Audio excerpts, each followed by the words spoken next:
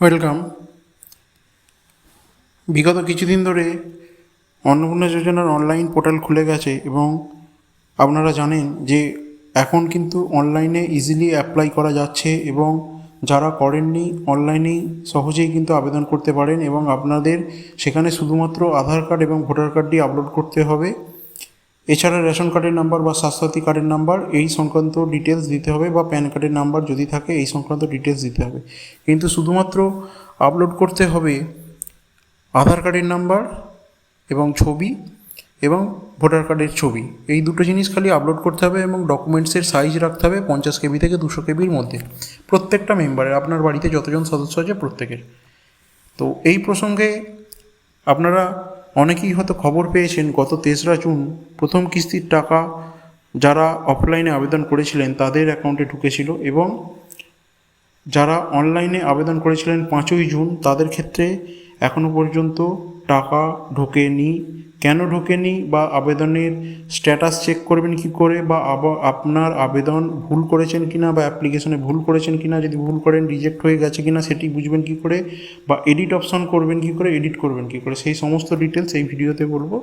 ভিডিওটি শেষ পর্যন্ত দেখবেন এবং এই সংক্রান্ত ভিডিও পেতে বা এই জাতীয় ভিডিও পেতে চ্যানেলটি অবশ্যই সাবস্ক্রাইব করে রাখবেন। তো চলুন শুরু করা যাক। প্রথমেই আপনারা জানেন যে গত 3রা জুন একটি যে অন্নপূর্ণা যোজনার প্রথম সাইট ছিল socialsecurity.wb.gov.in, সেই সাইটটি গত 3রা জুন 1 ঘন্টা থেকে 2 ঘন্টার জন্য খুলেছিল এবং সেখানে কিন্তু প্রত্যেকে তাড়াহুড়ো করে আবেদন করেছেন, সেখানে অনেকের কিন্তু ভুল হয়ে গেছে অলরেডি। এবং তারপর 5ই জুন নতুন করে একটি ফ্রেশ সাইট খোলে, সেটি হচ্ছে socialregistry.wb.gov.in এবং সেই সাইটের থেকেও কিন্তু এখন ইজিলি আবেদন করা যাচ্ছে। এবং যতটুকু জানতে পারছি অনেকে আমাকে বলেছে ব্যক্তিগতভাবে যে অনলাইনে আবেদন করেছে মোবাইল থেকে, তাড়াহুড়ো করতে গিয়ে কিন্তু অনেক ভুল করে ফেলেছে। হয়তো দেখা যাচ্ছে যে আধার কার্ড আপলোড করেনি বা এপিক কার্ড আপলোড করেনি, বা আধারের নাম্বার হয়তো ভুল দিয়েছে, এপিকের নাম্বার ভুল দিয়েছে, বা পরিবারের হেড অফ দ্য ফ্যামিলি তথ্য ভুল দিয়েছে, ডেট অফ বার্থ ভুল দিয়েছে, ফোন নাম্বার ভুল দিয়েছে, এই সংক্রান্ত কিন্তু অনেক জানতে পারছি তথ্য। তো আপনাদের প্রশ্ন হতে পারে যে আপনারা যে তথ্য ভুল দিয়েছেন তাহলে কি আপনার ফর্মটি রিজেক্ট হয়ে যাবে, বা এডিট অপশন করবেন কি করে, এডিট করে ঠিক করবেন কি করে, তো সেটাই জেনে নেব। আর বিগত 10 তারিখে কিন্তু দ্বিতীয় কিস্তির টাকা ঢুকে গেছে। যারা অনলাইনে আবেদন করেছেন একদম 5 তারিখে প্রথমে, তাদের ক্ষেত্রে কিন্তু এখনও পর্যন্ত ঢোকেনি, কারণ তাদের ফর্মটি এখনও অ্যাপ্রুভ হয়নি। কিন্তু যারা অফলাইনে আবেদন করেছেন এখনও পর্যন্ত, যাদের দ্বিতীয় কিস্তির টাকাতেও টাকা ঢোকেনি, তাহলে কিন্তু তারা একবার অনলাইনে আবেদন করবেন। সেই সংক্রান্ত ডিটেলস ভিডিও কিন্তু আমার চ্যানেলে দেওয়া আছে কীভাবে অনলাইনে আবেদন করবেন। তো চলুন প্রথমেই দেখে নেওয়া যাক। এখানে একটি পোস্ট দেখে নেব যে অনেকে দ্বিতীয় কিস্তির টাকা কিন্তু 10ই জুন পেয়ে গেছেন। ওকে, তো এখানে দেখে নেব আপনি এখানে এডিট অপশন করবেন কি করে।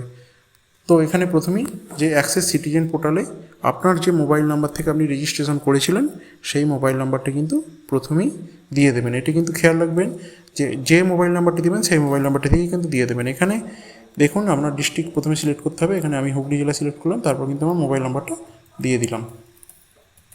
দেওয়ার পর ক্যাপচাটা ফিল আপ করলাম, এখানে রিকোয়েস্ট ওটিপি করলাম। এখানে কিন্তু আপনার রেজিস্টার্ড মোবাইল নাম্বারে কিন্তু ওটিপি আসবে।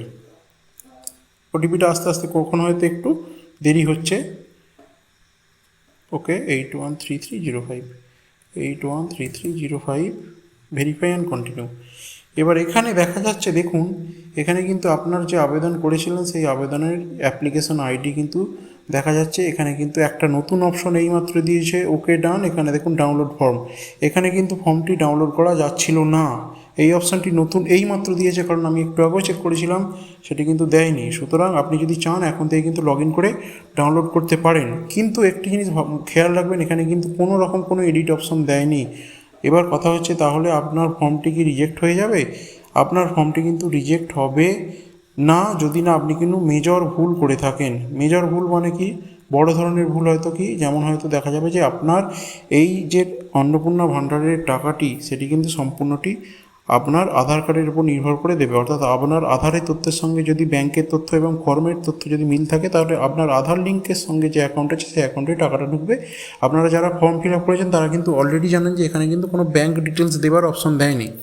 তাহলে আপনার এখানে আধার ডিটেলস যদি আপনি ঠিক দেন, আধার কার্ডের নাম্বার এবং আধার কার্ডের তথ্য যদি আপলোড সঠিক করেন এবং সেই আধার কার্ডের সঙ্গে যদি নামের মিল থাকে আপনার, তাহলে কিন্তু সেই তথ্যটি কিন্তু অবশ্যই আপনার ঠিক থাকবে। আপনি নিশ্চিন্ত থাকুন, যদি আপনি কোনো বড় ধরনের ভুল না করেন তাহলে আপনার ফর্মটি কিন্তু বাতিল হবে না এবং আপনার ফর্মটি প্রসেস হতে 3টে থেকে 4টে ধাপ আছে। আপনার অনলাইনে প্রসেস হতে আশা করা যাচ্ছে যে 22শে জুন বাজেট আছে, তার আগেই আপনার টাকা ঢুকে যাবে।